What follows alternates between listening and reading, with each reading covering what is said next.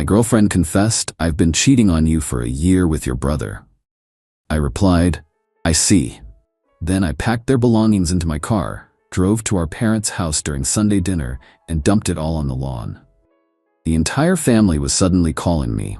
I, male, am or was a planner. I have spreadsheets for my finances, a 5-year career plan, and a savings account specifically for an engagement ring. The centerpiece of that life plan was Rachel, 27, my girlfriend of 5 years. The supporting pillar was my only brother, Jack, 26M. The title of this post is a fantasy. It's what I wish I had the cinematic rage to do. It's what played out in my head in glorious slow motion as my entire world collapsed last Saturday night. The reality was much sadder and a lot more pathetic. We were on the couch. A normal Saturday. I made a joke about the terrible dialogue in the movie we were watching, and Rachel didn't laugh. She just went still. She muted the TV, took a shaky breath, and said, "Alexander, I have to tell you something." My first thought was that she was sick, or that something had happened to her parents. My mind did not, even for a second, go where she took it. "I've been cheating on you," she said, her voice flat, "for about a year, with Jack." The words didn't process right. It was like a foreign language I almost understood. A year. My brother. My brain just stalled, trying to compute the sheer scale of the lie. The hundreds of days, the family dinners, the times I'd asked Jack for advice about Rachel, the time he'd helped me pick out her birthday present. I think she expected yelling, maybe tears. I just stared at the blank TV screen. My hands started to feel numb. I remember looking down at them, thinking they didn't look like my hands anymore. "I see," I whispered. It was all the air I had in my lungs. "That's it, I see?" Rachel started to cry, a performance of relief and guilt I couldn't stand to watch. "Alexander, say something, yell at me. It was a mistake, I love you." The script. I couldn't listen to the script. I stood up on legs that felt like they belonged to someone else and walked to the bedroom. A cold, frantic energy took over. It wasn't calm or methodical. It was panicked. I was on autopilot. I pulled out every bag I could find, duffel bags, old backpacks, a couple of heavy-duty trash bags for dirty laundry. I didn't pack everything. How could I? 5 years of a life is an ecosystem. I just grabbed the obvious stuff. Her clothes from the closet, his hoodies she always had lying around, her toiletries from the bathroom shelf, sweeping them into a bag with a clatter, his laptop from the desk, her tablet, chargers, the expensive sneakers he kept at our place. I was breathing hard, my heart hammering against my ribs. I nearly threw her jewelry box against the wall, but my hand stopped, shaking. I just dumped it into a bag instead. Rachel was following me, her pleas turning to panicked questions. "What are you doing? Alexander, stop, this is insane. We can talk about this." "No, we can't," I said, my voice hoarse. "You had a year to talk. I'm done listening." It took maybe an hour. The result was a chaotic pile of their most immediate possessions by the front door. Not everything, not even close, but it was enough. I hauled it all to my car. It barely fit. I didn't know what to do. It was 1 a.m. on a Sunday morning. My fantasy of dumping it on my parents' lawn was just that, a fantasy. I couldn't show up there in the middle of the night. So I did the most practical, soul-crushing thing I could think of.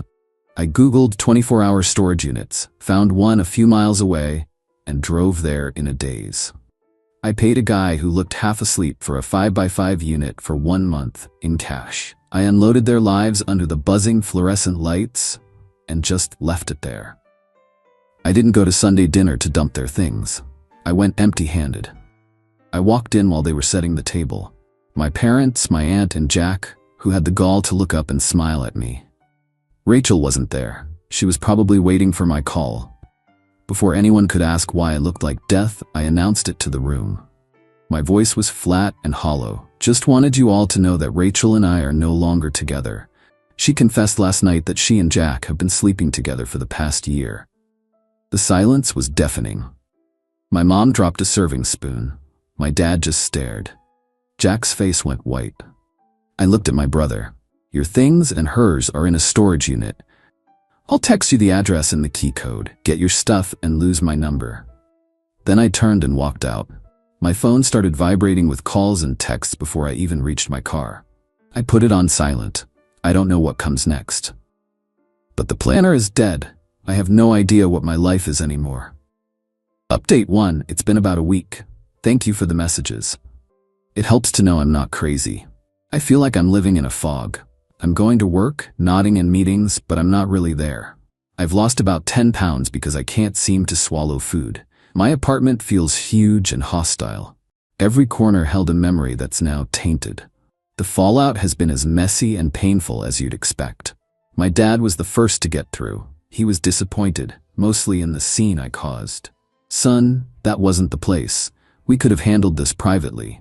I asked him how exactly one privately handles this level of betrayal. He had no answer. My mom's voicemail was pure hysteria. How could you say that in front of your aunt? You've embarrassed this family. Jack is a mess. You know how sensitive he is. She was crying for him. I made my first mistake then. Fueled by lack of sleep and pure rage, I texted her back. He's sensitive? Did he feel sensitive when he was screwing my girlfriend in my own bed? Your priorities are disgusting.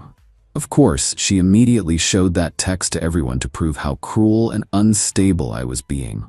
Lesson learned. Jack and Rachel are, as predicted, staying with my parents. Their entitlement is more insidious than I imagined. It's not a Venmo request. It's death by 1,000 cuts. Rachel has been using my Uber Eats account, which was still logged in on her old phone, small orders here and there. When I changed the password and texted her to stop, she replied, "Well, you owe me. Half the stuff in that apartment is mine. Consider it a down payment." She's right about the stuff. And that's the next battle. She's been texting me lists of things she owns.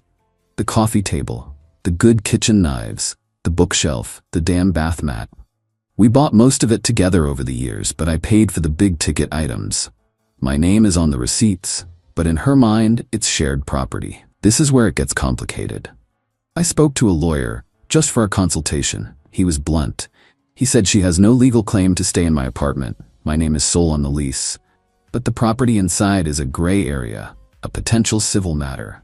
He said her sending a nasty letter from a lawyer was a real possibility, and that responding would cost me. It felt like getting kicked while I was already down. I have to pay money because I got cheated on. Jack hasn't apologized. His only text to me was, "Seriously, dude, a storage unit? My gaming monitor is in there. I need that. Are you gonna pay for the month?" The sheer audacity is breathtaking. He's not sorry for the betrayal. He's annoyed about the inconvenience. My family is treating this like a sibling squabble that I escalated. They want me to talk it out, forgive, and be the bigger person. They want me to absorb the pain so everyone else can go back to being comfortable. I'm starting to realize I wasn't just a boyfriend and a brother. I was a shock absorber for the entire family. And I'm done. Update 2. The fog is starting to lift, replaced by a cold, hard anger. The past few weeks have been a slow, grinding war of attrition. As the lawyer predicted, the letter arrived. Official looking, from a cheap local law firm, demanding that I arrange a time for Rachel to retrieve her personal and shared property, and threatening legal action for unlawful conversion of assets if I didn't comply. It was mostly bluster, but it still made my stomach turn. I had to pay my lawyer $400 to draft a response stating that she could schedule a time to retrieve her undisputed personal belongings like her remaining clothes and books, and that any shared items were open to negotiation. The negotiation, of course, is the sticking point. Then came the confrontation with my mother. She showed up at my door last week, not with an apology, but with a plan. "This has gone on long enough, Alexander," she said, walking in like she still had a right to be there. "Jack and Rachel are walking on eggshells in my house. It's not a long-term solution." "I agree," I said. "They should get jobs and an apartment." "Don't be glib," she snapped. "Jack is too distraught to even look for work. You did this. You have to help fix it." Then she laid it out. It wasn't as insane as asking me to move to the spare room. It was more manipulative. They need a stable place for a few weeks, just to get on their feet. Let them stay here. You have the space. I just looked at her. "You want me to let them live here? With me?" It would show you're the bigger person. It would show you value family over bitterness. It's just for a little while. What are they supposed to do, Alexander? Go to a shelter? He's your brother. That was the line. The attempt to make me responsible for the consequences of their actions. "My answer is no," I said, my voice dangerously quiet. "If I came to you and said I had done this to Jack, Would you be asking him to let me stay at his place? She had the decency to look away. That's different. It's not. The only difference is that you've always excused him. You've enabled him. And I'm done with it. Please leave my home. She left, and that was the last time we spoke. The pressure from the family has been immense. They're framing me as cold and unforgiving. The practical matters are just as frustrating. I tried to get my name off the family phone plan, and my dad pitched a fit about the rates going up. Dealing with the car insurance for Jack's car, which was registered at my address, has been a bureaucratic nightmare. It's not one clean phone call. It's forms, emails, and them demanding proof he no longer resides here, which he, of course, is dragging his feet on providing. Every step of separating my life from theirs is like pulling teeth. It's designed to make me give up, to just say, fine, whatever, keep the coffee table, keep the lower insurance rate, just leave me alone. They are miscalculating. This frustration isn't breaking me. It's forging something new. I'm done being a shock absorber. Every frustrating form, every lawyer's bill just hardens my resolve. They think this is about a breakup. I now see it's about a lifetime of dysfunction. Final update. This will be my last update. The war of attrition is over, and the new landscape of my life is becoming clear. There was no single cinematic moment of victory. There was just a series of draining, difficult, and necessary actions. The property. After weeks of back-and-forth emails between lawyers, Rachel sent me a ridiculously long list of items she claimed were hers. I went through it, line by line, with my credit card statements. I agreed to about 20% of it, her clothes, books, gifts from her family. For the rest, the furniture, the TV, the good cookware, I offered to sell her my half at 50% of their current used value. My lawyer called it a more than fair offer. She refused, calling me a thief. The last I heard, she told a mutual friend she couldn't afford to buy back her own life. She finally scheduled a time, and a friend of mine was here as a witness while she silently packed her undisputed things and left. The coffee table remains. It's just a table now. The loan. The old $5,000 loan I gave Jack was the final frontier. He ignored my lawyer's initial demand letter, so I took the next step. I paid the $75 filing fee and took him to small claims court. The moment he was officially served with a court summons at my parents' house was, I'm told, a moment of profound humiliation for the family. My dad called me, not yelling this time, but with a defeated voice. He offered to set up a payment plan from his own account to make this go away. I accepted. The first payment of $200 arrived last week. It's not about the money, it's about the acknowledgement. The consequences. The fallout for them has been a slow, quiet implosion. Jack's undrivable car sits in the driveway, a monument to his poor choices. He and Rachel are still at my parents' house. The thrill of their secret affair has curdled into the grim reality of sharing a childhood bedroom while unemployed and broke. A cousin who still talks to me says the tension in that house is suffocating. They fight constantly. It turns out a relationship built on deceit doesn't have a very strong foundation. Who knew? My family is fractured. Christmas is a source of dread for them. Some relatives have quietly reached out to support me. Others have sided with my parents and Jack. It's a schism. As for me, this wasn't a clean win. It was messy, expensive, and it has cost me my family. I'm out over $1,000 in legal fees and moving costs. I'm in therapy, working through a type of grief that has no greeting card. Some days are good. I'll buy a new piece of furniture that is unequivocally mine and feel a flicker of hope.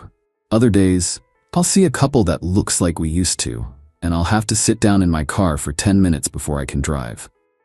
I am alone, but I'm no longer living a lie. The spreadsheets and 5-year plans are gone. My life is no longer a neat projection. It's just mine. Messy, scarred, and uncertain. But for the first time in a very long time, it's real. And I'm starting to think that's better than any plan I could have come up with.